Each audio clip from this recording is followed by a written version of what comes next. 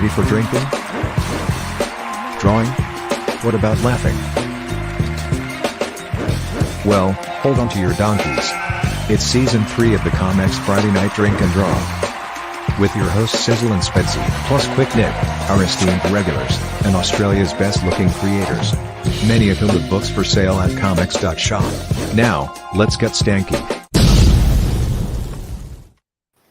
Hey, welcome to episode 82 of Friday Night Drink and Draw.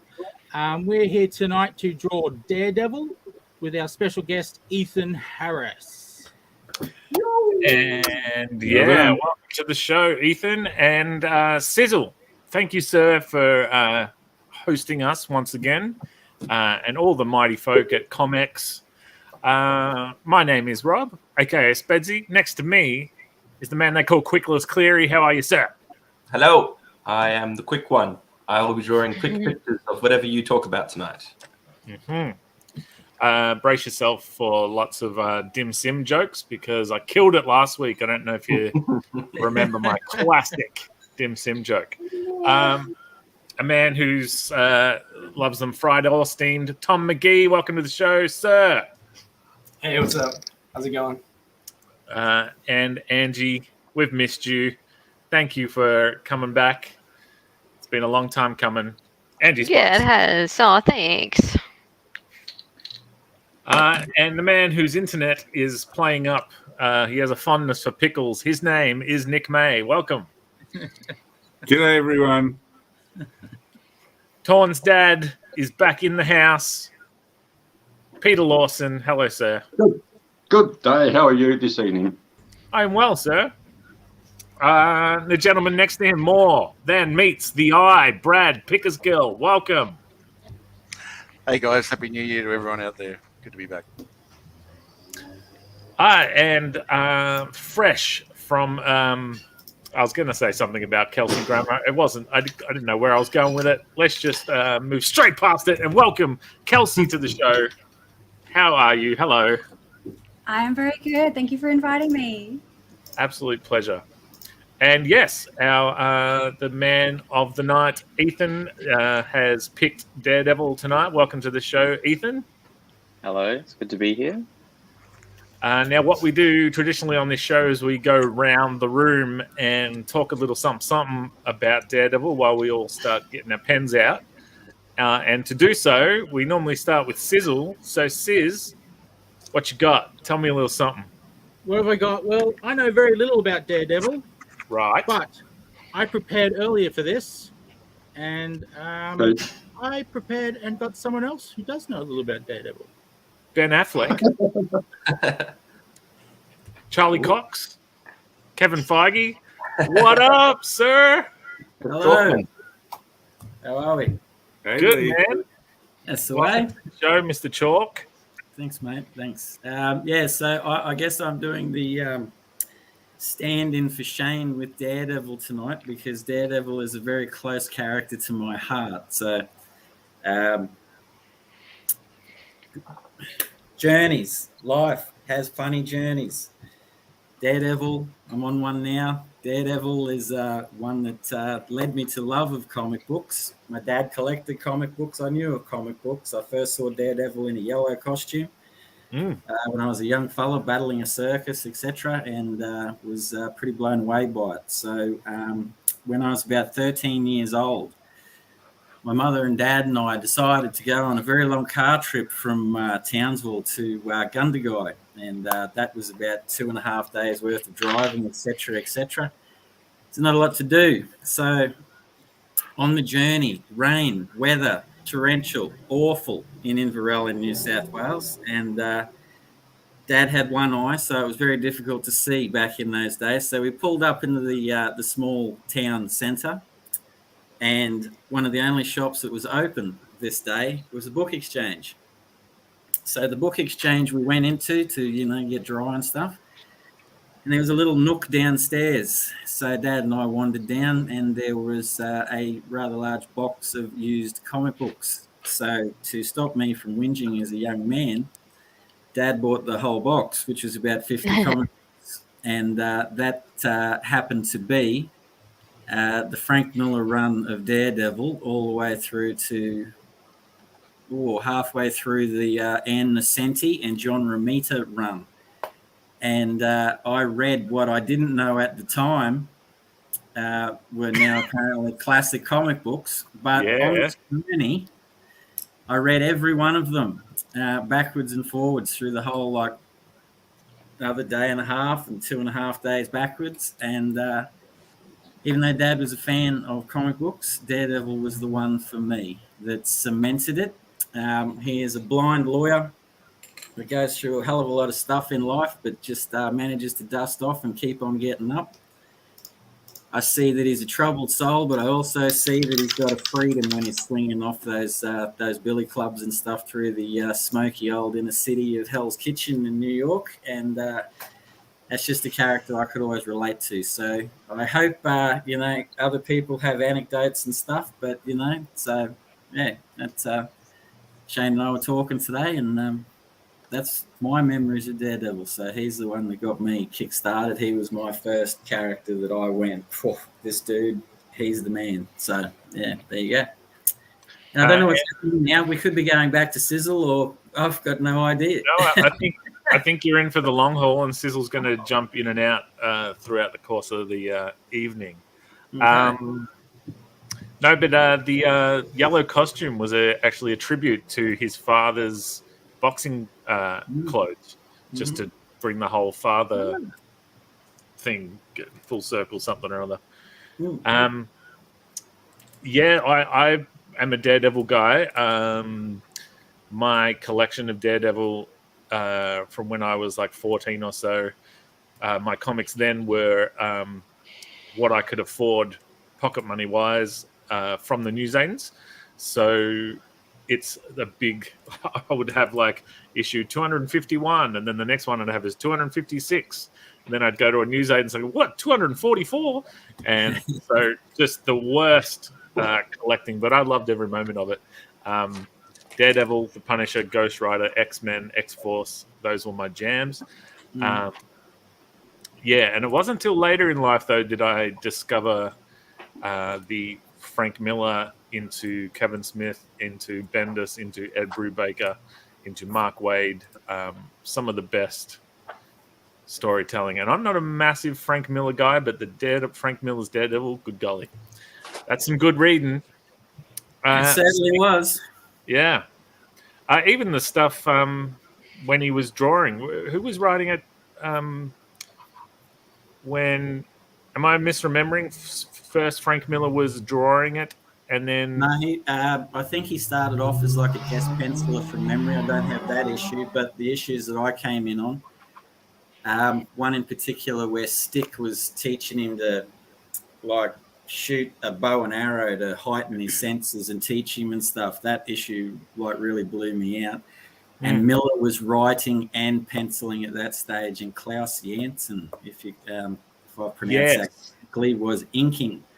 And there's some conjecture as Daredevil was bi-monthly or something when it started, and that just the popularity exploded to the point they made it monthly, and Miller was like under the pump writing, and his pencils got sort of less, and Klaus got more from memory, but pretty awesome run, man. Would recommend it to anyone. Yeah, I wish I could remember. There's some cool story about the book, and could be totally making this bit up, but there was some sort of talk about the guy. I think it was Mackenzie was the guy was about to leave the title, and they were going to get a new writer in, and Frank Miller said, well, I'm leaving unless I can write it and draw it. I wish I could remember it. It's really cool. But something to that effect, possibly, man. Yeah. And, of course, went on to be one of the most revered comic book runs. What do you got, Quick? Let us know. Are you a Daredevil guy? I've read a few books here and there. I wouldn't call myself like a huge Daredevil fan, but I like him, and I like all the content. I like the series and all that stuff. I remember reading something about Daredevil's all about Catholic guilt, something like that. And to me, that was like, oh, that's cool. And then he's always there's always a church around him and stuff like that. And it's a good Catholic boy, so I could relate to that from my upbringing, and connect myself to that. The other cool thing I like about Daredevil is just his look. Like, he's just a red devil. That's cool. Yeah. Like, to draw now, it's like he's just red, one color with horns. Beautiful stuff. Yeah. Do you have a little bit of Catholic guilt you like to carry around on your person? Not at all, but I can relate to it and understand it. And I think Kevin Smith's done a lot of stuff through his films about that, those feelings and dogma and all that. So, yeah, I think I've read a Kevin Smith Daredevil comic. It all kind of makes sense in my head, all that stuff. Yeah. Yeah, it's funny, the Kevin Smith stuff, it's only 6 issues, but it was kind of a bit of a relaunch almost after Frank Miller had hung it up, and it just wasn't a hugely selling title for a little while.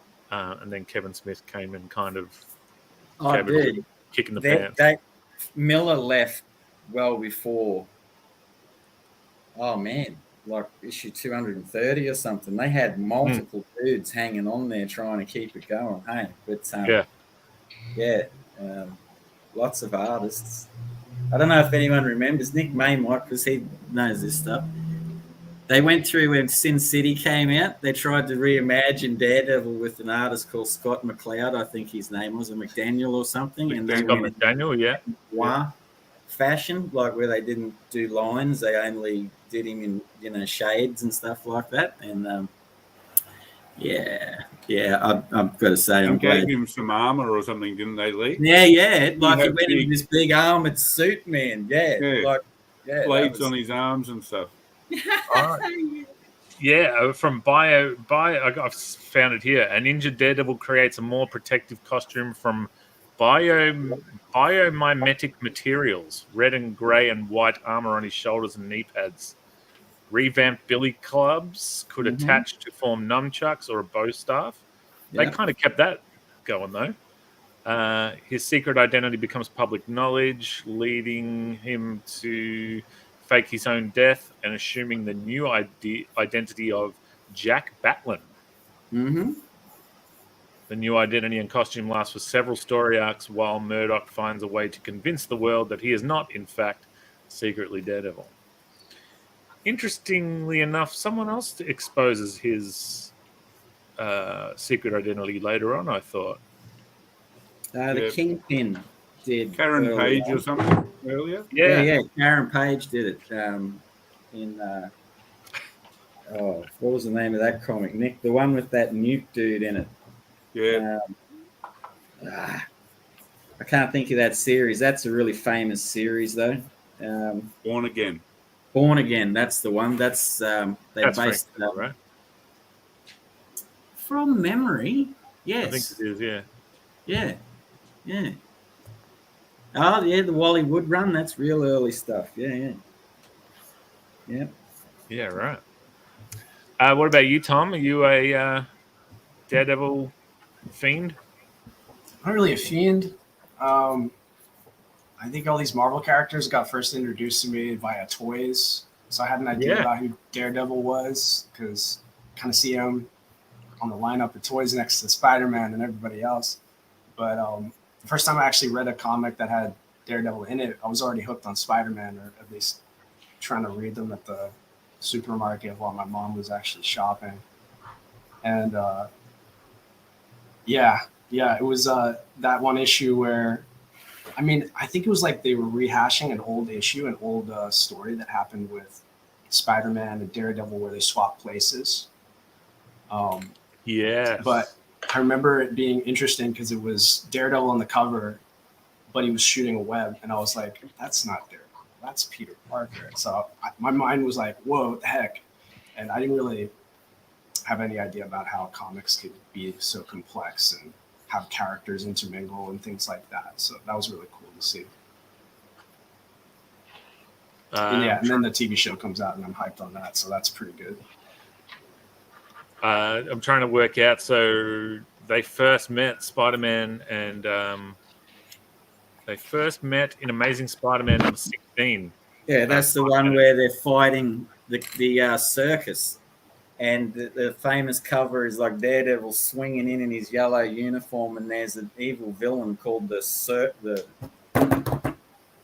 ringmaster or something like that, you know. And just got heaps of. He's fighting like a strong guy dressed in a leopard suit and stuff like that from memory, you know. Yeah, that was cool. Yeah, right. Yeah, it's good time. Good stuff. Tom, if you were a superhero yourself in the Marvel universe, who do you think would be your best superhero friend? Superhero pal? Like, who's appearing in your comic all the time?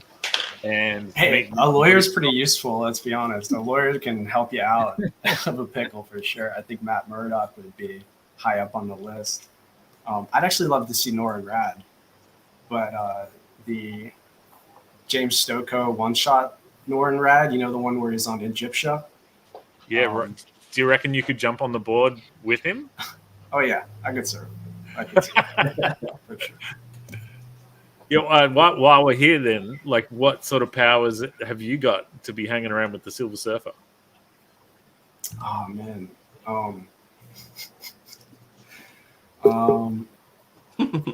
Power of self-depreciation. Probably had like a level 100 at that. But to be honest, that one, I don't know the name of the character. I think I did at one point, but I don't know who created it, but it was a character that actually rides a skateboard, and like that's like his thing. Is that Night Thrasher? Yeah, I think that's it. Yeah, Thrasher, of course. Yeah, I'd probably have something to do with that, except like, I guess maybe like I was gonna say not as tacky, but how do you give a superhero a skateboard and not make it tacky? Like, yeah, probably something like that. Yeah, sounds good. Angie, have you ever ridden a skateboard? I don't. I think I've like had a little roll on one, but Yeah. nothing more than that. Roller skates, roller blades, any sort of wheels attached to your feet? Yeah, roller skates, no blades. I think we all had them, right? Well, most of us. Yeah, I think I was too old for roller blades. When they came, I was already prone to hurting myself too much. I think I was 32 at the time. Angie, are you familiar with Daredevil? Are you a massive fan? Can't say I am. Like, I don't actually know a lot about him, but I mean, this is pretty harsh for me to say, but he just looks like one of those not so interesting superheroes if you just look at him. Like, Okay. I think I would have liked to seen a design where it's obvious that he's blind. Like, I can't tell he's blind by this design, but that's just my initial thought. I don't know, like the character's interesting though. Like, I'm sure if I read about him and spent a bit of time in his universe, I'd be hooked. I think that's kind of the magic of like superheroes, right? They can look pretty ordinary, but it's all about the context. So yeah, I don't know. I like the concept of him being blind though. Yeah. It's pretty interesting. Yeah, I think he wasn't technically promoting the fact he was blind. In fact, he kept it from Spider-Man, his best buddy, for a long time. So that's why he put the... Okay, fair enough. He was never one to reveal his secrets, even to an ally like Spider-Man. When Spider-Man was temporarily blinded during a fight with the masked Marauder, Daredevil came to his rescue as the wall crawler stumbled around the city. Spider-Man nearly fell from a rooftop, Sis. And he admitted to Daredevil that he had lost his vision and he felt useless. Daredevil helped Spider-Man learn to rely on his other senses to navigate while web-slinging.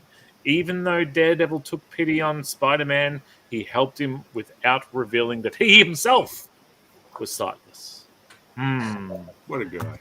That's funny. You can think about like scenarios where it's like, hey, Daredevil, what do you think of my new outfit? Yeah, it looks great, man. It's I'm not wearing anything. Yeah. Caught you again. A man who himself is prone to not wearing anything, and during those times I wish I was blind. Nick, you're the encyclopedia on this one, I'm sure. I'm sure I'm not. Under the stairwell, there must be hundreds of issues. Let's start digging. What we got?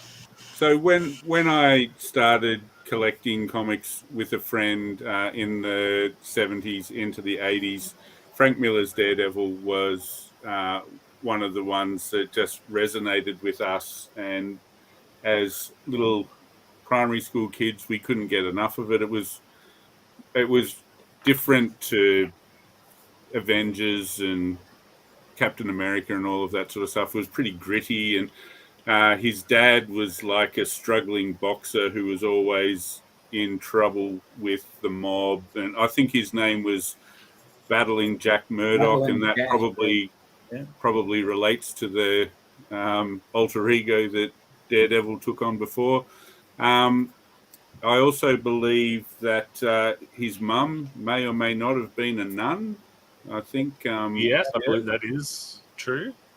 And he had an inept law partner, Foggy Nelson, who he was always saving, but then I think Foggy ended up being a genius or something, I'm not sure. And also he had some sort of teenage love with Elektra, who came back as a ninja assassin. And all that stuff with the Kingpin and Bullseye and Stick and all of those things were super cool. But then I think I got out of Daredevil, and when our old mate Scott McDaniel was drawing it, didn't tempt me back in. But when Kevin Smith and Joe Quesada were doing it, I certainly enjoyed that run. Yeah, good times. I quite like Daredevil. And I was blown away. So I always knew Daredevil as the red character. But then when I saw the yellow and red costume, that's what I'm paying homage to tonight. Okay. Yeah.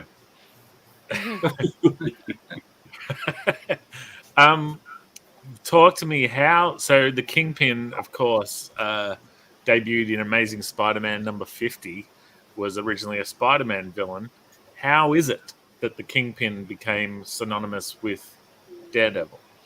Is it because of the whole crime thing? That I feel like in Spider-Man, Kingpin was just this big sort of fat guy, and then Frank Miller sort of turned him into a massive martial arts expert who was sort of almost like the Juggernaut. No one could take him down, and he would just train by having 7 cronies around him, and he would kill them all and then towel off and go and commit some corporate crime or something. So I think Frank Miller thought that he just fitted into that whole noir crime aesthetic that he was going for.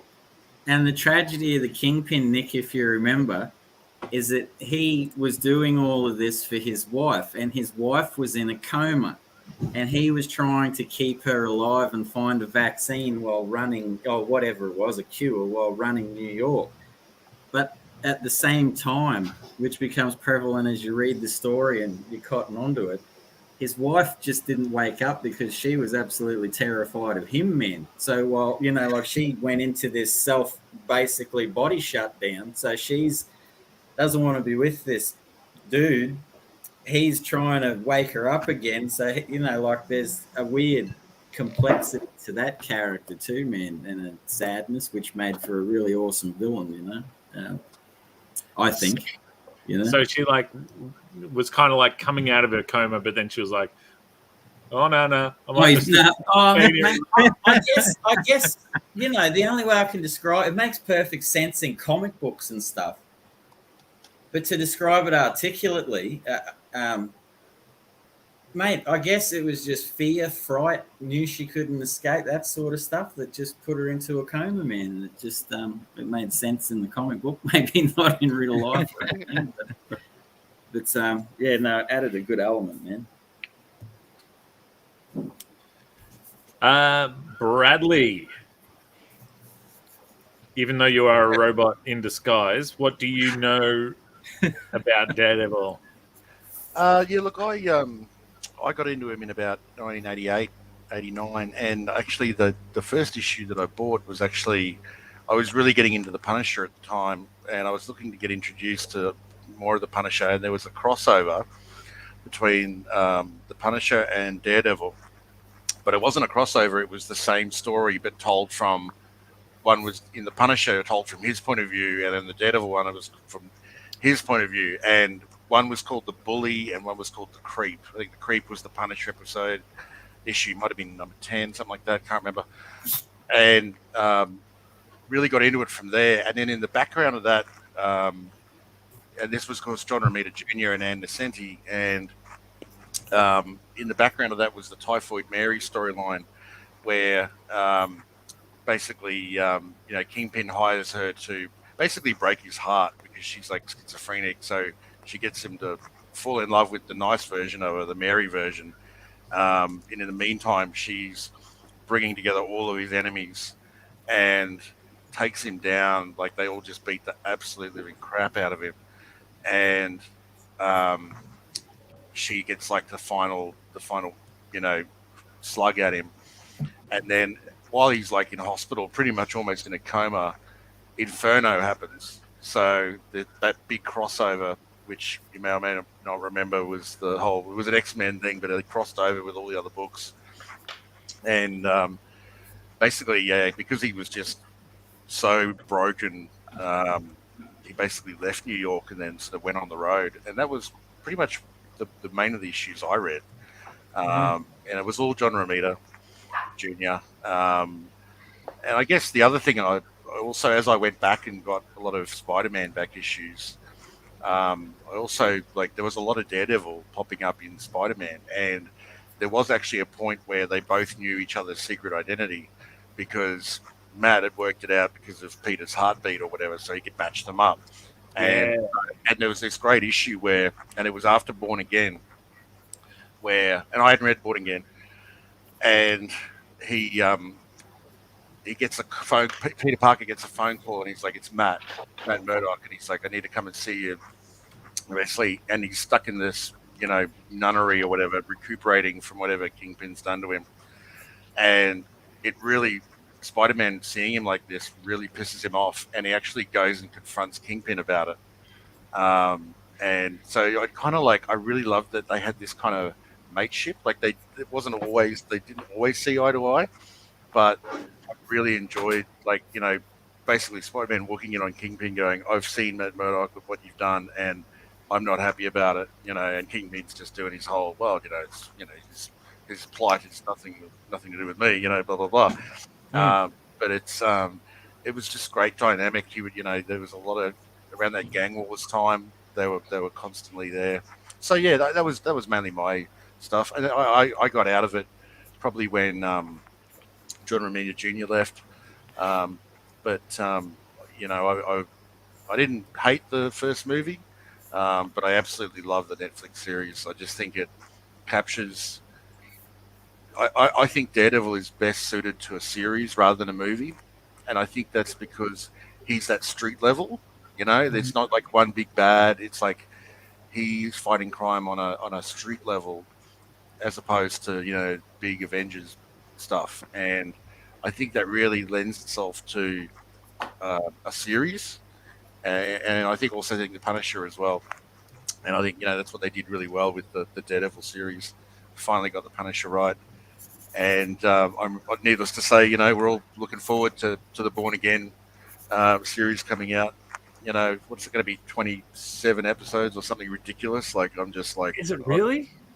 I'm really hyped, and to see Charlie Cox, I saw an interview with him where he said, "I met with the writers the other day, and I was kind of like, can we actually start earlier? I'm pumped right now. I want to get started, So the fact that all these guys are back on board with it, I'm really excited about it. So yeah, that's it. Sorry if I rambled too much, but no, you made me think of, even though it's got nothing to do with Daredevil, but the Spider-Man and Punisher.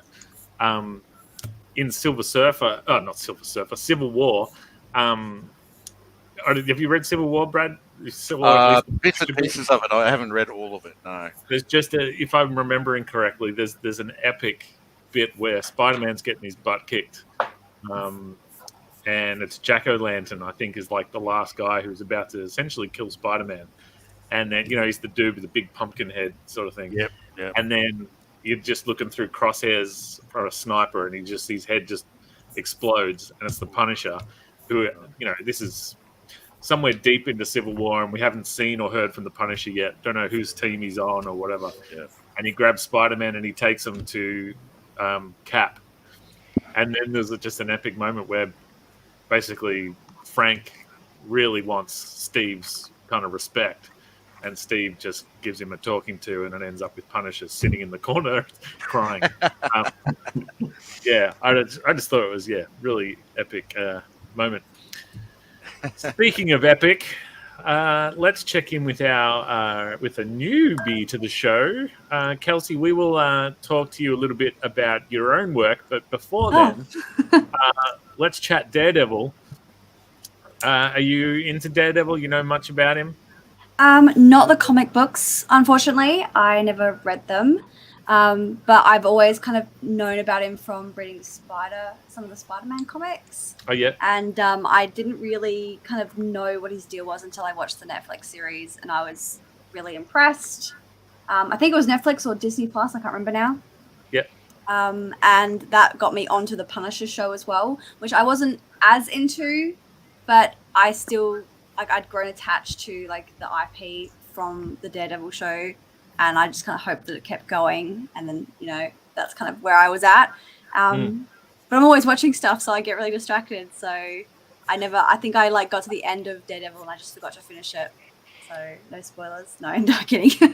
But no, yeah, I really liked his character. I liked that he was, a deaf superhero, but that wasn't necessarily, his identity as a superhero. It was, they were able to represent that without it being, kind of tokenistic, which I really liked, and found really relatable. He was just a relatable person, as well as being quite, I guess, they kind of did a really good job at towing the line between making him a relatable character, but also making him quite, not dramatic, but, he had flair still that kind of meant that he still fit into that superhero universe, and he melded well with other characters like Spider-Man. So, yeah, I'm a fan. Yeah. How are you approaching drawing him tonight? Is he an easy drawer? Is it hard? I'm enjoying drawing him in this moment. I find male figures can be either really easy or just impossible for me. But I enjoy. He's so good at pulling off those brooding poses because of his design anyway. It's and you don't have to worry about a cape getting in the way like Batman, so it's fun. Yeah. And he's got a good silhouette as well, so I feel like I'm kind of cheating, just kind of skating on that at the moment, but it's good. Yeah, awesome. I was just going to sneak Pete back in, but he's disappeared again in the background. Peter Lawson. His phone died. Okay, that's all right. Well, then let's chat with Ethan. Ethan, you picked Matt Murdock for tonight. Why? What do you love about Daredevil? To be honest, I haven't read those classic Daredevils, so you should be ashamed. But the introduction for me for Daredevil was the TV show, Netflix. When it first came out, I was actually quite bedridden at the time, so I had pretty much nothing to do except watch TV shows. So that came out and I saw it. Didn't know much about the character. Watched the first episode, saw the hallway fight scene, was like, yep, I'm hooked. Let's watch the rest of the series. Yeah. And it went from there. So I've been reading some of his comics now, in the past few years, catching up with it.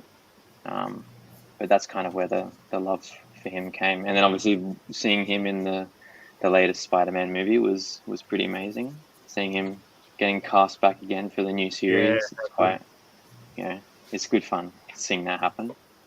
And then obviously all the other Netflix shows came out, so every appearance with Charlie Cox, I was like, yeah, I'll sign up and watch it, even if the rest of the show is pretty average. Yeah. But yeah, as you can see, I'm wearing a Spider-Man shirt, so the crossover with Spider-Man is a big favorite. And when it comes to drawing him tonight, what are we looking at? Are we going dynamic pose, big hero shot? What are you thinking? I picked quite a challenging one, actually. He's using his battens and flying around a bit, so he's getting some action in the air instead of a still pose tonight. But he does pull off that really brooding Batman pose. So yeah. Speaking of Daredevil getting action, Lee, give us a little bit of Elektra. What's the deal with Elektra from the Lee perspective? From my perspective, I guess probably his first love. He met his match because he, to a certain extent, was pretty cocky young fella, being a lawyer and going, met her. They were of an equal standing, had a mutual respect. Love was formed. Went on a series of adventures that involved a ninja clan called the Hand. And it turns out that she was actually, I guess, trained by the Hand to be an assassin. So there was some element of setup. Was she there to kill him, or did she fall in love with him? So there's a big plot twist there. And then she ended up dying to save him from memory. And, brokenhearted, he disappeared into the city again. And lo and behold, she was brought back to life by the Hand. Basically, some, I guess, shamanistic ancient Japanese ritual, brought her back. And then supposedly soulless, the ultimate killing machine, and in the end found her heart and her love again for this character, Daredevil. And yeah, for probably 100 odd issues, it was just again great dynamic, great character building, mate. Wasn't over in 4 issues. You had to be invested in this stuff. You had to read 30 or 40 issues before you got what it was, things were alluding to. So awesome world building. Probably, I reckon, the solo deep equivalent of the Chris Claremont Uncanny X-Men. Everyone used to say that was a big soap opera, but as a team, Daredevil was a soap opera, but as a solo character. And Elektra's a good character. Yeah. And then, of course, later, Elektra would be revealed to be a Skrull in Secret Invasion. So this Skrulls. Yeah, I didn't get that far, mate. Had control of the Hand.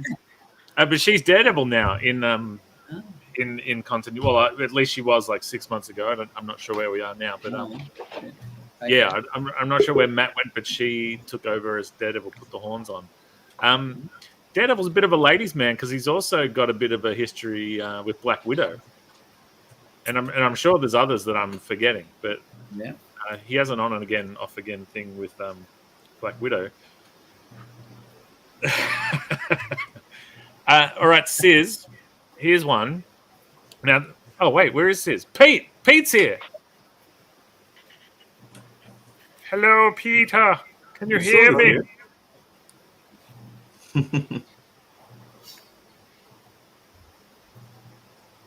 Maybe not.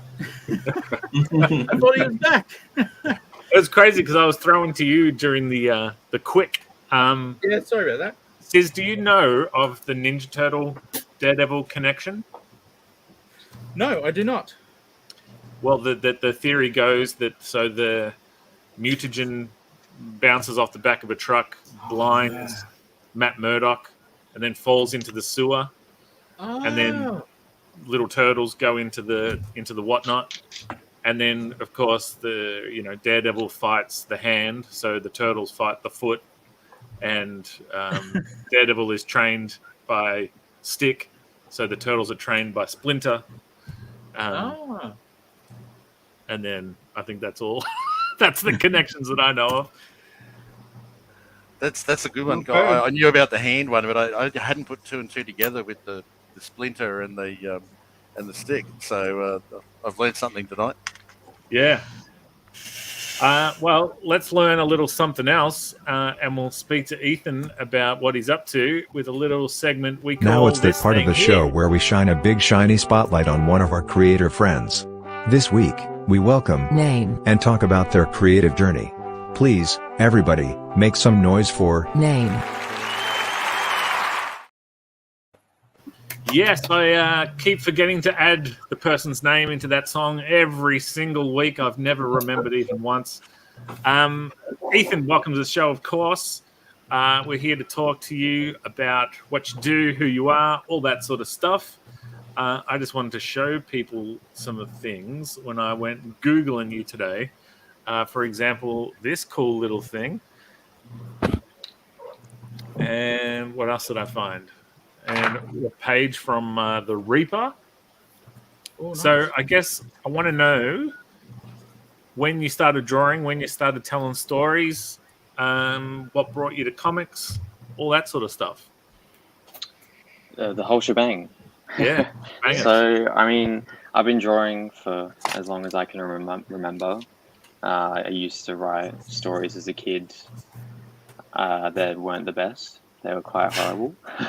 Lots of fantasy-inspired things growing up. Sci-fi, Star Wars, superheroes, the usual nerd stuff. But I actually lost touch with drawing a little bit after high school. I went into doing filmmaking, Right. but realized wasn't what I wanted to do. I miss pencil and paper. I miss drawing. I still love telling stories, but I just missed that physical medium. So then I decided to do illustration at UniSA.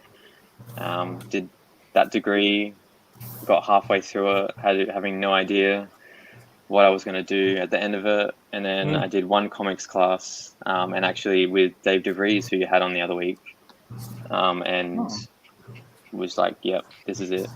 This is what I want to do. After that, went to the comic shop, started buying comics. Just to derail you just for a second. So we've obviously heard the Dave DeVries version of him teaching. What is it like as a student of Dave DeVries? What are the classes I have both perspectives. I've actually worked with him last year as a teacher as well. Okay. But the student side, I'd say, is probably more intimidating than working with him. Yeah. But he's good fun to work with. And so are you teaching comic classes, or what do you? Yeah, so I'm teaching the same class that got me into comics, so that's really fun. Yeah, great. Yeah, it's really fun. But yeah, then after that second year, just kept making comics at uni. Decided to do an honors year after, and then started researching a bit more theory about comics, learn about scrolling comics, web comics, that kind of thing, and then did my whole project on that. And then from there, I've just been doing projects at home, still reading lots of comics all the time. I have a whole shelf that's taking up too much space, but that's how it goes. Yeah, right. So tell us a little something about your books. Like, I think is there 4 of them according to your website? So I've got 3 main ones. That 2 of them were uni projects. The other one was a separate one. And then I have a free one as well, which is my honors project. Okay. But that's meant to read on your phone. So one of them is a bit of a personal story about an operation that I went through as a teenager. That's why I was bedridden and watched Netflix. Yeah. And then the other 2 are sci-fi stories. And that seems to be bringing me back to sci-fi. I'm writing a sci-fi story at the moment, so yeah, that's what I love doing. One of the sci-fi stories. Can you give us a little tease, like the sort of the tagline synopsis, sort of in a world? Yeah. Well, Quick Nick was holding up one before, which is probably the favorite one I've got. Yeah, show us some pages, quick. Before. That one's the Reaper. So it was actually based off War of the Worlds, but I took it in my own direction and made it medieval, crossing into that fantasy sci-fi realm. And the alien lands, sees the humans, and then the humans are actually the aggressors this time and not the alien. So it's a bit of a reverse. No more. I was going to say you have to pay for the rest, but they're actually free. That's But yeah, right. So the what they said, like the tripods come down, but they're friendly, and the knights start attacking them. Yeah, yep, pretty much. I thought it'd be more interesting if the alien was the friendly one and not the other way around. Yeah, Bit of a awesome. reflection on Nice. human nature, but yeah. Do you get to being a fan of the Tom Cruise movie where they go wah? Do we get any sort of wah moments? You get a bit of like a head tilt, like a bit of a puppy, but it's a bit more of a disappointing sound than a Okay. intimidating sound. Disappointment in the humans. Right. I guess it would be hard to translate the wah. That's cool. So your upcoming project, what's that about? When are you looking at dropping that one?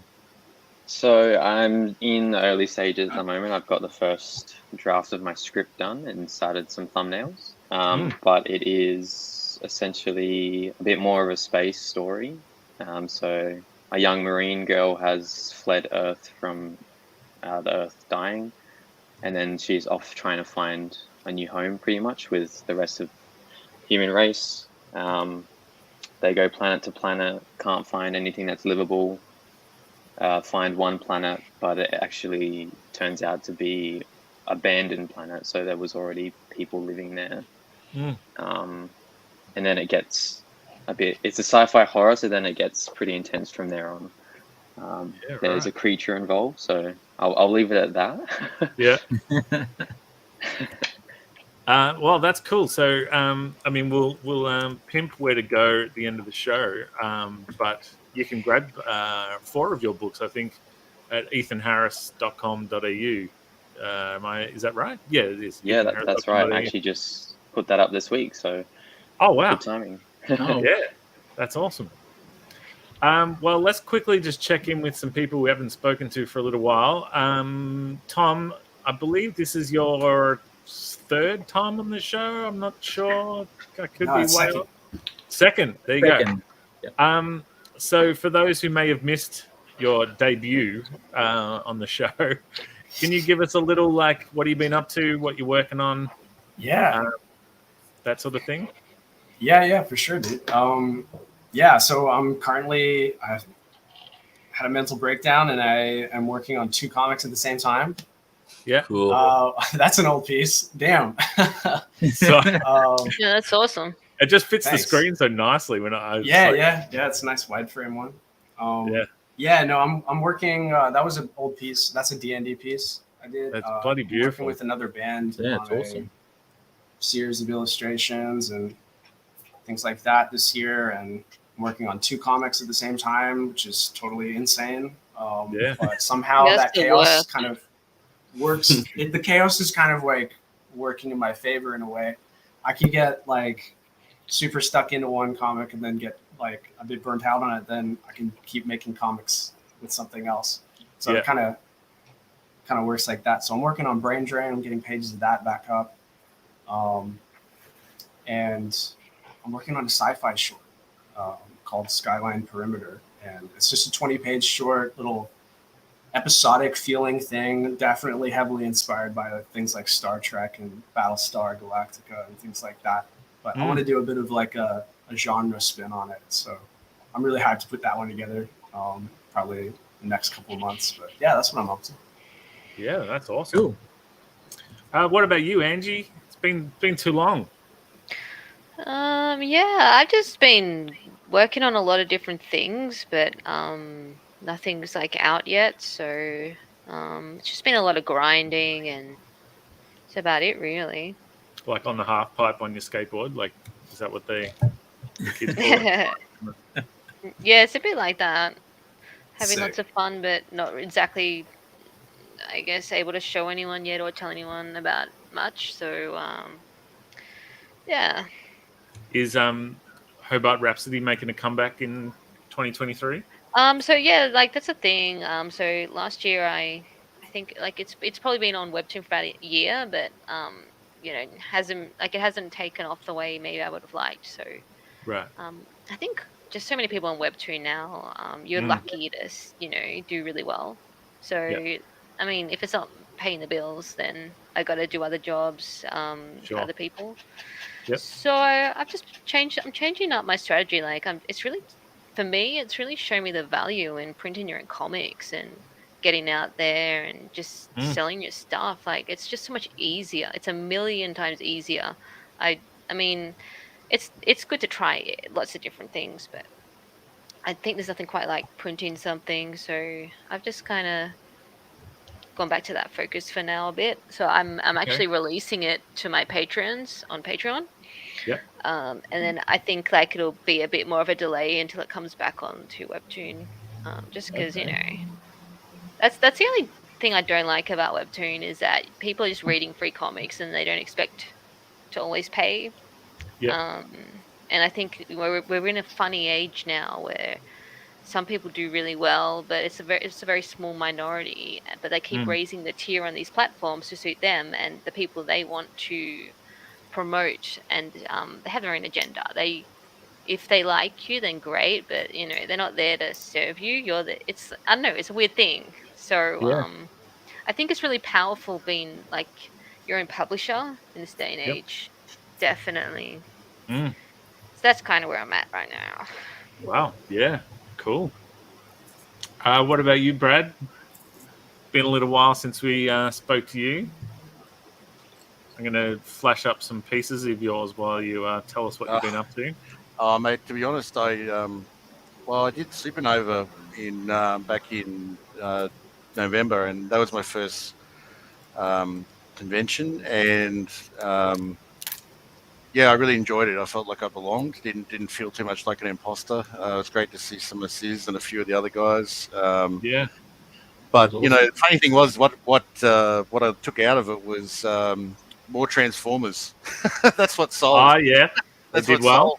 sold. That stuff sold and the other stuff didn't. So basically I'm going to do Gold Coast coming up in April. So I've got a few goals to get a few more pieces done before then. So my indie project, The Miner, has had to take a bit of a back seat, just to kind of try and get this. Make sure I make a fist of this convention. So that's kind of what I've been up to basically. But other than that, it's all life, isn't it? So but certainly, if anyone's, this will be my first time going to Gold Coast Supernova, so looking forward to that. If anyone's coming along, let's hang out. Oh yeah, and do stuff. Yeah, so. It is a weird thing. Like a milk bar would do it all the time. Like the salt and vinegar chips sell well, the chicken ones not so much. So let's stock up on salt and vinegar chips. But it's a weird thing when it's stuff that you're creating. And my book about a slug with depression does better than my books that I spent hours and hours on about a toilet that can travel from hell to earth and whatnot. And so it's like, so no more toilets, all sad slugs from here on in. You got to, sometimes you just got to follow what the people, give the people what they want. More salt and vinegar, less chicken. That's right. And stop doing these crazy. Well, I guess you got to try things, but tomato sauce flavored chips, nobody wants it. Kelsey, let's talk a little bit about who you are and what you do and all that good stuff. And I'm going to flash up some of your stuff that I found today. Oh God, can you hear me? Okay. Yeah. Okay, cool. I've changed microphones because I was being disruptive. Well, I got into comic art very young.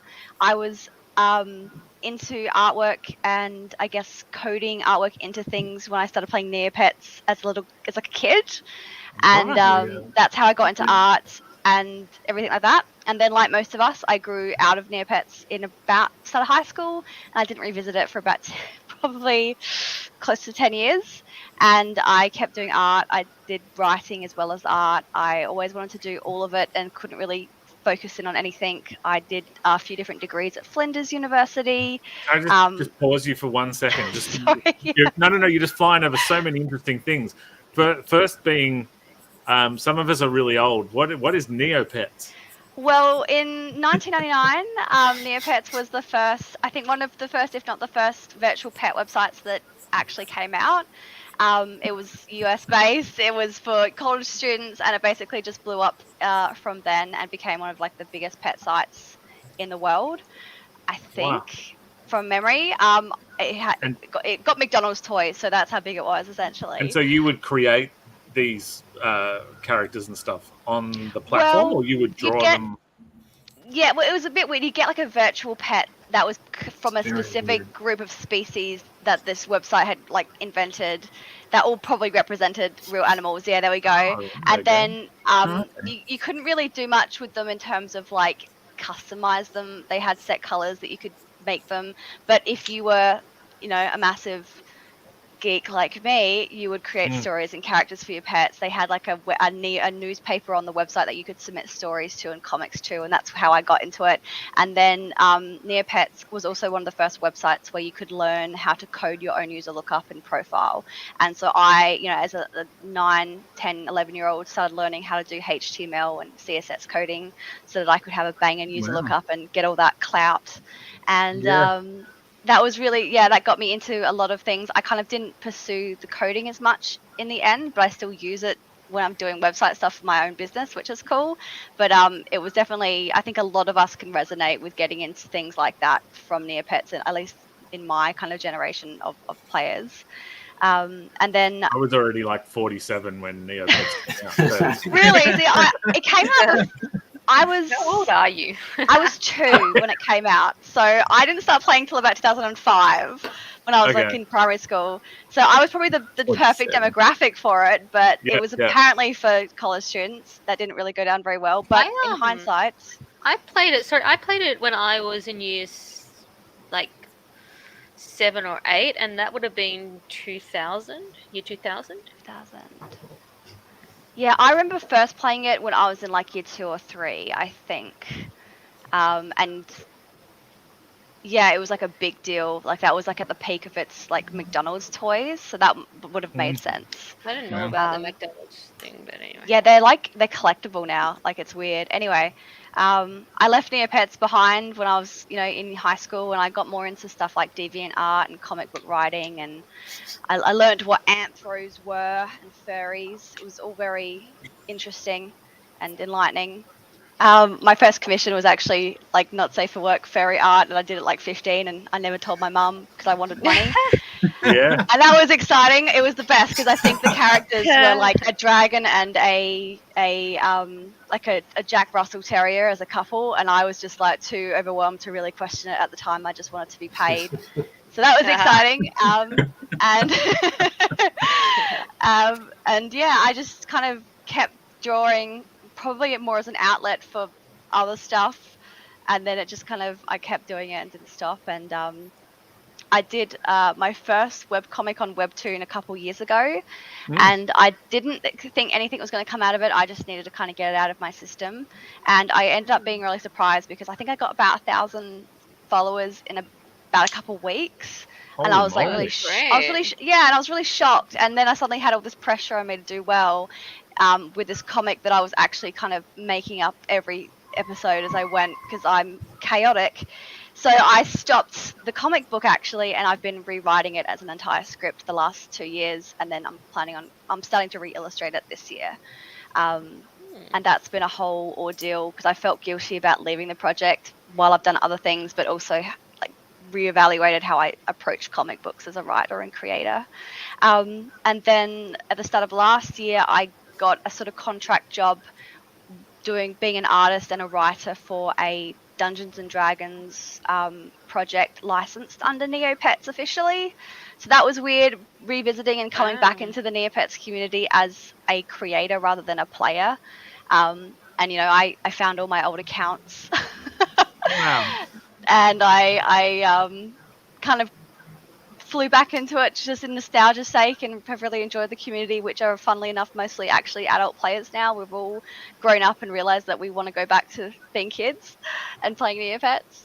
And that's what I'm doing at the moment, mostly is just Neopets illustrations while I'm doing my kind of private, I guess, comic book projects as often as I can. And I own a business, which is just, and I work full time. So I'm just chaotic and hectic and trying to do it all, I guess. How do you have time to do all that? I don't have a social life. I don't sleep. Yeah, I don't actually have the time to do it. Sleep. That's why I'm.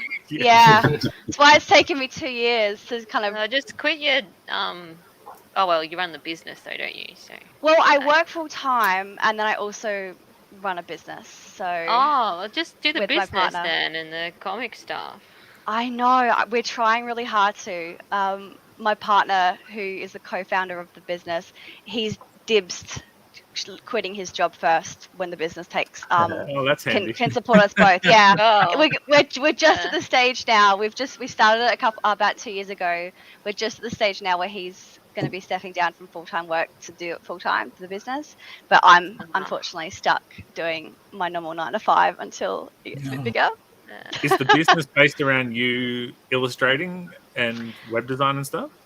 Not drawing like this, but Okay. yes, we run a retro gaming business where we make like aftermarket parts for things like Game Boys, and we started that as a hobby, just like refurbishing and restoring old game consoles because we like to, and I would paint them. So like I painted like a shell, Yeah. things like that, Wow. and we just did that on Instagram Cool. because we enjoyed it, and it got a lot of traction, and Sam realized he was really good at it, so he started like a little shop, and now it's actually become like our business together. So I do like the social media and I do like content for the business itself, but it's not the same as like my comic stuff. It's kind of like two separate realms of things that I enjoy doing. So I'm trying to balance. Wow, that's awesome. You should go part-time. I'm trying to convince my employer to let me, and they're like, no, sorry. And I was like, okay, Get I'll another try job again in 6 then. months. Screw that. I know. Make If I your own didn't have rules. a dog and a cat to feed, I would just quit. But Quick, were you welcome back into the Tamagotchi community at all? No, they didn't let me back in. Oh, not quick. I was going to throw. I was actually going to throw that question to Nick May, but then Tamagotchis were my younger brother's generation. So, Nick May, do you even know what a Tamagotchi is? I think Rob, in answer to your very rude question, if you had have paid attention to the non-narrative of Roller Cop, you would have noted that he was commissioned to look after the mayor's Tamagotchi. That's right, yeah. Now, did your daughter have it? You didn't have a Tamagotchi. Your daughter had one? I did. And I believe I hold the world record for keeping a Tamagotchi alive. I think 972 years. Yeah, no, I didn't have a Tamagotchi. I did not. And I don't know. Maybe my kids had knockoff Tamagotchis. I'm not sure. Tamagotchis. Just while we've got him, Pete. I'm back. Tell us about Daredevil. Tell us about what you've been up to. Give it all to us, just in case you disappear again. So where do you want me to start? Daredevil. What do you got? Right. First introduced to Daredevil in black and white Newton comics way back when they first came out. So that was the origin stories, which were great. Then when they stopped publishing, I didn't see much of Daredevil around at all until the Frank Miller run came in, which drew me in more because of the art. But that early Frank Miller stuff just got me going. It was one of the ones that made me want to draw so much. Yeah. And I enjoyed the stories, but he's never been a main one that I would gravitate to. The TV show was great. The movie was... It's a movie. It's a thing. It's there. But, he's never been one that I've really gravitated to, in that I don't buy nearly as many comics as I'd like to because you just can't get them in the country, regional towns. But so when I do go to the city, and I'm grabbing some, I'll of course grab, certain titles that I absolutely really love. But he's always been a character I've enjoyed. Just not one of the big ones. He's a fun one to draw, but I'm sort of going a different tack on it tonight, and I'm going with that I only recently found out about with how Elektra became Daredevil for a while. Yeah. I was going to say, is your local comic shop Gifts for the Geek out there in Geelong? Is that where you're nearest? No, we're the other side of town. We're on the east of the state. I live up in the Latrobe Valley where all the power stations are, and there is no comic shops east of East Melbourne areas. Yeah, right. Eastern suburbs, Melbourne. I think Berwick would be the last one. Our secret headquarters would be the last comic shop going east, and there's no more after that. Yeah, wow. So there you go. And what have you been up to? How goes Torn issue 3, 4, 5? Torn issues 3, 4, and 5. I heard you talking. One of you talking before about doing too many things at once. Yeah, writing 2 comics, having another one thrown back on me because of Inca issues. So it's I'm trying to do as much as I can, a bit of issue 3 every day to try to get it out of the way. It's coming up pretty good. I'm pretty happy with the way it's working out. Issue 4 is going to be great. I'm writing that one, sort of rejig the script around and writing that one fresh. And I hope that it's pushing Torn into a better not a better, but a different direction. Yep. And issue 5 sort of brings Billabong back into it a bit more and sort of highlights her and Torn's relationship in a different light, which I think will be interesting for readers as well. Yeah, right. I saw too you dug up some of your old artwork, and it wasn't as bad as you remembered. Jesus, don't show that stuff. All right, flash it up. Oh no, I don't have it ready to roll, but I was when you posted it on your. I found some stuff I'd done back in the early 90s. I think it may be a little earlier than that. Yeah, it could be. Yeah, and there's some I didn't show. There's some superhero stuff I didn't show anybody because it's bloody wonderful. It's really horrible. But there were others there, some ideas that I think are worth revisiting. And look, the artwork wasn't as bad as I thought it was. There's things, but with a little bit of redesigning, like some of those I think could still work. So I may go back into a couple of those characters once I finish with Torn and see what happens with them. Gary's been keen on me getting my own IP out there as well. So, what you get up to. That might be where I go. We'll see what happens. Torn first, and in the meantime I did a cover for Airhawk, which was great. Yeah, saw that. Was really exciting to nail that one down and to be asked to do that because some great people have done covers for that thing. So that was terrific to be asked in on, and I got my daughter in on the colouring too, and it's come up really well, and they were happy with it, so it's good. Yeah, that's That's it. Before I disappear, that was it. Yeah. Well, I think it's time we should actually look at some artwork. Sizzle, hello. I can just drive from here if you're cool. Just nod in the green room if that's cool. All right, I got the nod from the green room. All right. So, Sizz, you run the comments, and I'll chuck them up. All right. So let's have a look at some art that's come in from starting with Rob O'Connor. Ooh. See? I can't, sorry, up and down. That's cool. That is Clean. Oh, sweet. You That's know, great. I really was thinking tonight, like, should I try and draw the radar sense? And I thought, there's no way I'm going to get concentric circles. So how, Rob, how did you do it? Did you get the compass out? What did you do? Did you get the pie plates? I want to know. Put a comment. Yeah. And what do you think? Done with a pencil as well? The well, I mean, I guess it's all done with a pencil except for the I'd wax. say that, yeah. Yeah, excellent. Good stuff. All right, Nathan, Judd, let me know if you guys can't, if it doesn't pop up for you. I see it. That's cool. Nice Yeah, work, it's really Nathan. Ooh. Muscular. Really good. Yeah. That's what Nick May Point. looks like underneath his ComX shirt. That's right. Red and ripped. I'll take it. Wow. Yeah. You haven't seen him shirtless, Quick? What are you doing? Hey, you lately, follow no. his OnlyFans.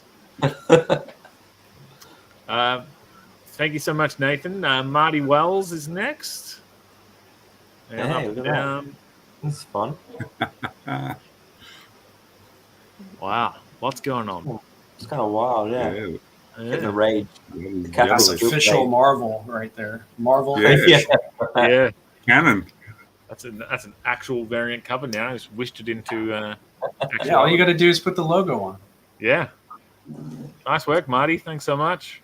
Brilliant. Next is Manuel Bao. He of cool. Spell Kitty fame. Can we use this for our transitions? Yeah.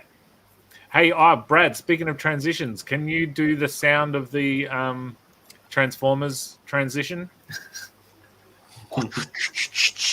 Not from robot to person thing. The Autobot. Oh, to that one. Decepticon. Yeah, the Close enough. I was looking to. Yeah. Wow. It was just an excuse for me to show off my little kazoo. Wow. That's really good. Really sorry that happened, Brad. Keep the compliments coming, Tom, because look, I drew a thing. That is really good, actually. That's not sarcastic this time. Who's the guy in the middle? That's me. That's Kingpin. That's his arch nemesis. You can tell because he's large. This is a cool composition. Tell us about your, I dare say, he's a bit tubby little Daredevil there.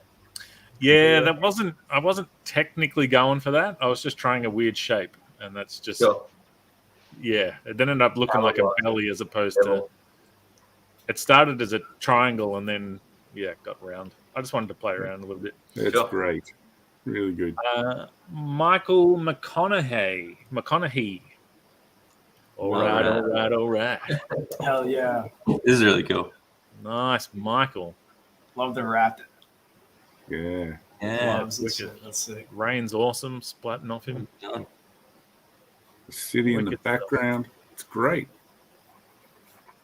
Cool signature too. Hugh McGowan is next. Ooh, just one from Hugh? Bit of a work in progress from Hugh. Maybe we'll get the other ones soon. Oh, it actually does. Literally says work in progress in the thing. So I should have Very read dynamic pose. Oh, wow. That's fantastic. He of this past Wednesday's Oz ComX show. Dushan. Oh, yeah. Silver. Nice. Yeah. Really good, Dushan. Oh, cool. 42 pens he used for all that hatching. Just went through them all. How many hands does he have? Nice work. Janet Locke. Sorry, up and down. You gonna read this to us, Rob? Even though he could no longer see, Matt Murdock could move through his environment better than a sighted man. Yeah, cool. Nice. The classic. I like it. Yeah. That is really cool. It does have a real old school look. Yeah. And the old red narration boxes. Red. That's literally yellow. I'm blind. Tony Menzie. Uh-oh. Here we go. What? Very Nice. cool. Tony. Sweet pose. That's awesome. Yeah, that's really good. obviously. Do you think Tony will ever deliver a bad drawing? Let's hope so. I don't think that will ever happen. I think he's due one. Yes. Got to happen just to make the rest of us feel good. There are no bad drawings in the ComX show. Correctamundo. It has a fun name to say too. Tony Menzies. That's I don't know. There's something about it. I like it. Meanwhile, Dan May's in the house. Well, yes. I'm glad we got to see this version. Very Yeah. fun. Oh, that's cool. I love Kind that. of looks like I like that version. the That's D. an interesting The version. D. Brilliant. Double D. Well, Were you talking about the D? Quick.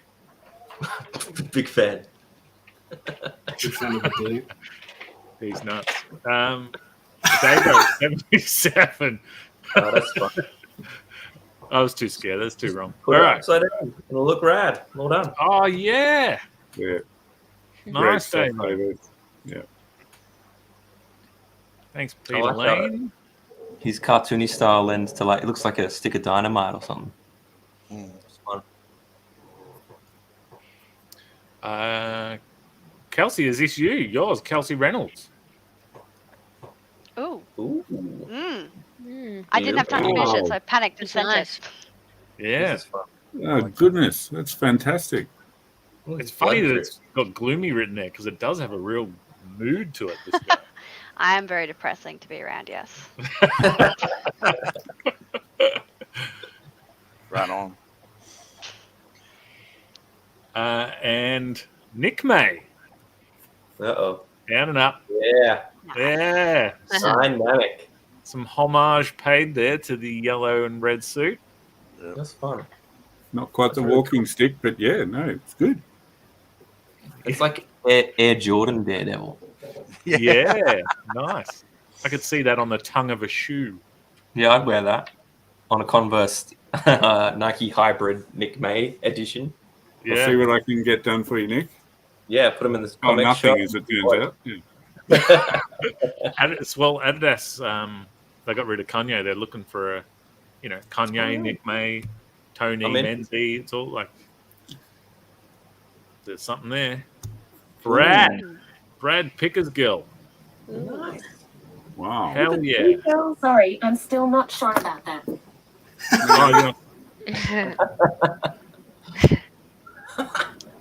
Someone needs to look into those electrics. If you're getting that much moisture out of your power boxes, something's It's an going on. iconic shot, honestly. That's so iconic. Yeah, that's wicked. I think Brad. that was the scene that I was sold on the series after seeing that corridor fight scene. He's just taken punishment and given it out, and I was like, "Yep, I'm on board for this series." Hell yeah. That was all taken in one shot too. Oh, that yeah. whole lot of sequence up the steps and that, man. It went for like 14 minutes or something like that. That dude was knackered by the end of that. Yeah, each season has like just a one shot, fight scene that's just incredible, and I think it just sums up the character for me. I was like, "Yep, I'm on board now." Yep. So who haven't we heard from? People. So Tom, you're still working on yours. Are you Just about to send it, actually. So it should be there in a few minutes. Yeah, and Ethan Harris sent his. I couldn't sweet. tell you while Pete was there, but Pete's disappeared again. Cool. Sneaky. Ethan. That is great, Yeah. Ethan. Ethan, Wow. mate. That is awesome. Yeah, that's cool. That is very wicked. I like He's kind of that. making his own radar 12s. Very fun. That's cool. I wanted to quickly wipe my nose from behind the picture. Oh, sorry. We used to when Dave's on the show, we cut to Dave, and that's a time for me to scratch myself and whatnot, so I can just hide for a sec. Yeah, well, Mr. Chalker, I believe we have to check in with you, sir. Righto, mate. Give me one And second. Angie, we're Um, waiting on a little something from you too. I'll just show you guys later. Wow. Oh yeah. Oh wow, cool. Wow. Still in the Adam West wall crawl. Oh yes. I've always sort of, he's a free dude, man. So he's not like, spidery or anything like Spider-Man. I saw him more as a Tarzan type character, just like zipping across but feeling free and shit. And stuff. Sorry, expletive. Shane will have to put this into the expletive section. But no, there you go. So Great stuff. Yeah. Awesome. Hey, Lee, can I also just say while we got you, but your beard is approaching biblical proportions, man. Like talking about feeling free, that's fucking awesome. Oh shit, sorry, that's awesome. I've started something. Thank you, Brad. Just thought I'd pass it on, mate. Yeah, no, thanks, man. That's really cool. I'm getting to the point where I don't know what I should do with it. I've got hair again now, like that I can do something with, mate. So the options are endless. Yeah. When was the last time you saw your chin? Well, Robert, now that you should mention that, when we first did the very first drink and draw, I remember we hung around after the after show. We were talking, and my beard was probably 2-3 months old when I got Battle for Bustle issue 1 printed, and we were joking one night, and back in the days when I was drinking, and I used to take things literally. Anyway, sometimes you threw me down a challenge, mate, and you said you don't ever shave and see your beard until you bring out issue 9 of Battle for Bustle. And I've always remembered that, and I've always thought to myself, I will never go clean shaven until that bloody comic book is done. So, oh wow! Challenge accepted. So there Yeah. you go. It's been a few years, mate.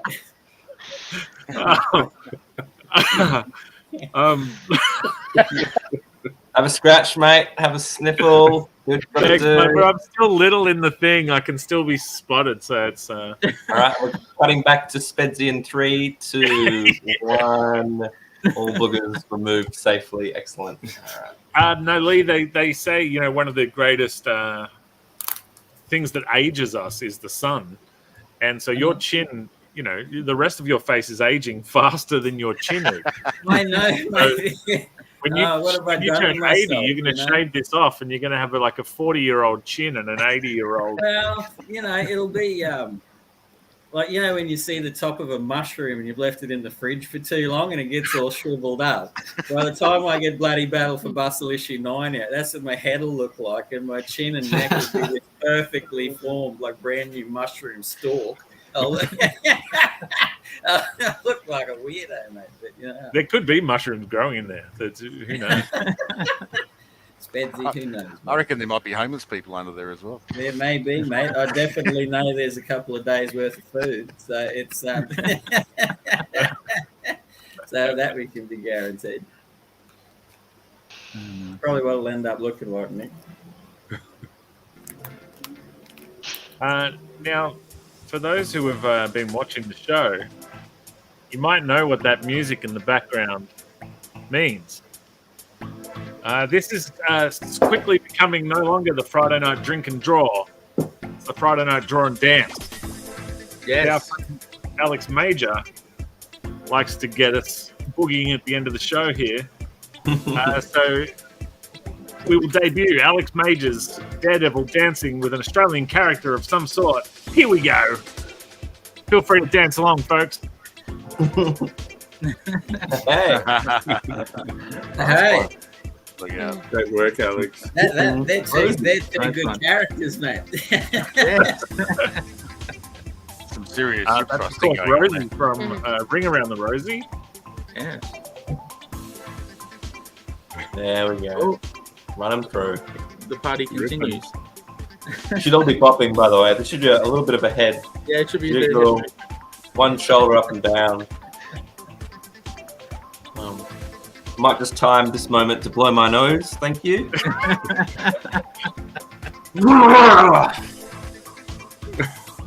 Yes. Last week's show, Rosanna and Shaden well into the dancing segment. It was good times. Good times had by all. Well, Sis, We've got more art. Do we? Bring it. Yes, Show it. Do it. Peter sent his in. Whoa. Hey. Sit pose. Nice. Yeah, that's great. The Electra Daredevil. Hell yeah. She's trapped in the gutter zone, the panel area dimension. Yeah. The black hair is really cool on his red pencils. Mm. I hope he doesn't lose that. Nice work, Pete. What about you, Sis? You been scribbling or? I didn't scribble today, but we've still got Tom and Angie. We do. So are we holding up some things or are we sending through some things? I have sent an email with mine. I don't know if it's gone through. Oh, okay. I didn't get anything. Angie, are you traditional or are you? Yeah. I'm not dumb, but I can show you. Yeah, let's get a work in progress, looky-loo. Nice. Yeah, it's been a while since I've drawn like a guy. That's Yeah, because awesome. that doesn't look realistic. Colors are It's funny amazing. because like I got this big piece of paper, but I'm not used to drawing these scales. I'm like, oh god, what am I doing? Yeah, it's a lot of well. coloring, but it looks amazing. Yeah, that is Thank you. fantastic. Wow. Really cool. Have you not drawn his eyes, or is that just? It's just okay. like how do I get this? Because I quite like not being able to see him. You can't see properly because it's a bit blurred, but it's just kind of No, that like looks cool. it's actually like a cross hatching, but it's still blurred yeah. on the camera. So Oh, sure. and then just yeah. No, it's cool not being able to see him, but it's just another level. Mm. Does Daredevil know his costume's red?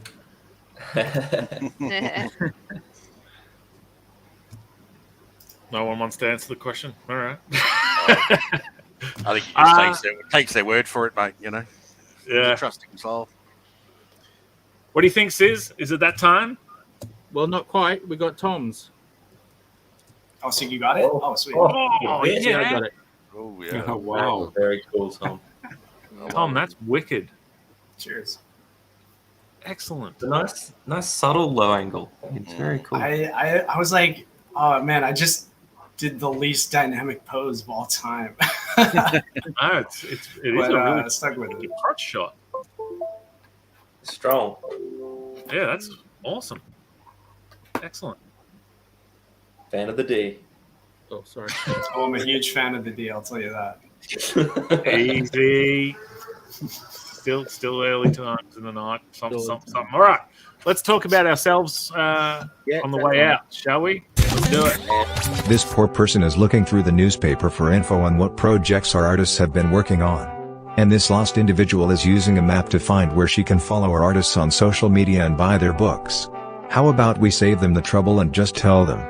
We call this next segment shameless self-promotion.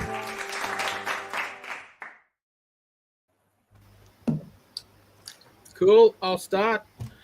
I'll do my usual ComX shop. Is that coming up? Yeah, it is.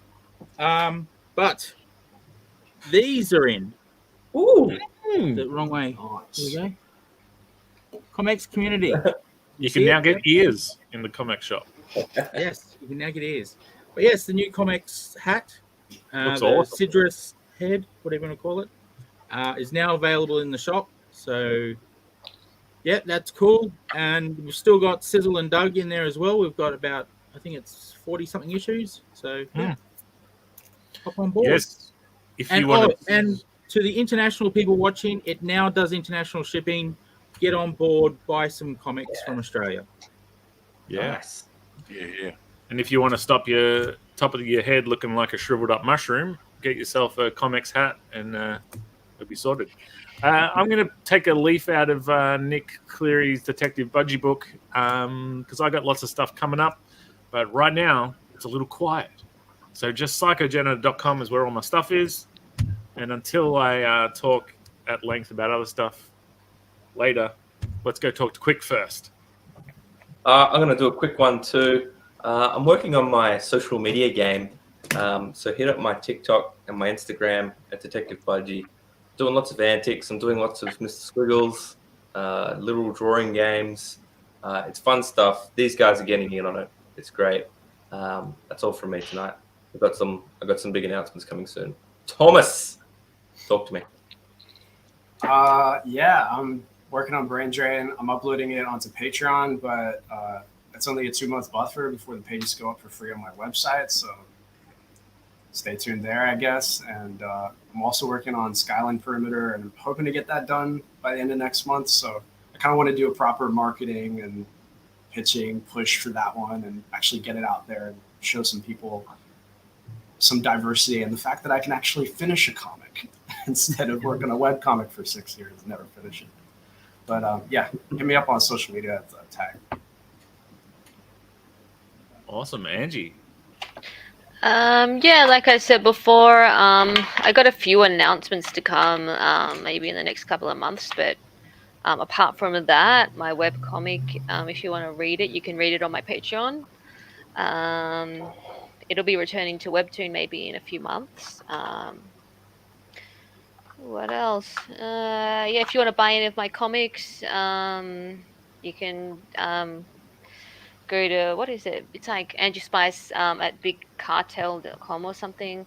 Yeah, everything's on my socials. So if you type in Angie Spice Art, everything will be there. So yeah, that's Awesome. about it, really. Cool. Nicholas Mayfield. You can find some examples of my art on Instagram at Chernobyl. I'm currently, very nice, Sizzle. I'm currently avoiding drawing my pages for Moose. Ah, nice. And yeah, not that nice. Sorry. And almost enough about me, but I believe tomorrow and Sunday in North Melbourne is the Festival of the Photocopier. So if anybody is in Melbourne and has an interest in mini comics and zines and the like, get there and have a look and help out some artists. A friend of the show, Neil Blandon, will be there. So, Lee, what should people do? People should bring cash. As Mr. Blandon would say, bring cash. Don't buy that coffee, bring cash to him and buy some mini comics. So, no, go and support all those dudes. So, Yeah. Cool, Nick. What about you, Brad? Yeah, just probably as I mentioned earlier, just working on a bunch of stuff for Supernova coming up at Gold Coast in April, and plugging away on the minor, which will hopefully get there in time. But yeah, it's a bit of a backseat at the moment. Grab me on the socials, BP Arts Brisbane on the face and the gram. Mm-hmm. Kelsey. I don't really have any comics to sell at this stage, so I guess I'll just plug my socials. I am on Instagram mostly under Gloom Reigns, which is where I spend most of my time drawing. And if you like to do any kind of gaming or anything like that, I'm also Game Pixie on Instagram as well, where I post the shells and crap that I make, and brood, of course. So yeah, and I'm always happy to chat and waste time and that sort of thing. So hit me up if you want to. That's a very good rendition. That's exactly what I look up my expression most of the time. Yeah. Painting a shell. Oh yeah, I made one too. I made one out of resin. So Wow, cool. if you guys like retro gaming, yeah, hit me up. Or comics, obviously. Does anyone here like comics? It's yeah. Yeah. Yeah, it's a bit lame. Mr. Chalker. Right, you can get everything of mine at the ComX shop. It's all there. I'm on Facebook. I've got about 5 million things coming over the next 12 months, I guess. Probably the first thing will be with my mate above me on the screen. And another two blokes, Ben Sullivan and Ryan Valla, which will be a comic book out sooner rather than later called Ring Around the Rosie. That'll be available. I myself am going on a couple of months hiatus just to draw and not come on live streams and stuff because, like sometimes there's turbulence and sometimes you just need to just chill and retarget. So thanks for having me on to talk about Daredevil, and I'm always around. So there you go. Awesome. Ethan. So you can find me on Instagram at EJ Harris Art, or like I said before, my new website has just launched this week, ethanharris.com.au, and you can find some of these goodies on there. Sweet. Only digital copies at the moment, but shipping will be coming soon. And like I said, the new project is in the works as well. So stay tuned. Awesome.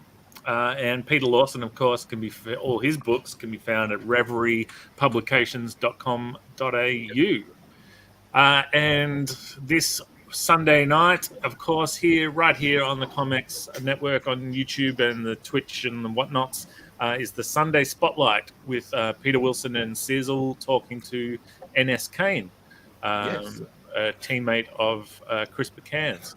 So that'll be an interesting watch. So check that out. And then we'll be back here next week for more shenanigans. Until then, Sis, is that the show? What do you think, mate? I reckon that's the show. I think we've done awesome. All right. Well, if you're a creator out there and you want to be part of the show, you can do that in many different ways. You can just send us some art and we will happily post it up for the world to see. Or you can come on the show and draw with us live, chat about yourself, all that good stuff. Just reach out to Sizzle at comx.shop.net.au. On Instagram, comx.net.au. He's everywhere. Or myself, or any of us, really. But until then, we will catch you next week. Who are we drawing, Sis? Do you recall? I don't. Give me a second. I'll just vamp. Kratos from the God of War. Oh, nice. Is that how you pronounce his name? Kratos? Kratos. No idea. Kratos. Oh, Kratos. If anyone hasn't played the games, you should. They're good. Kelsey, you doing anything next week? You want to come on the show? Because I don't know what to talk about with. Sure, I will rant about God of War games if you want me to, Rob.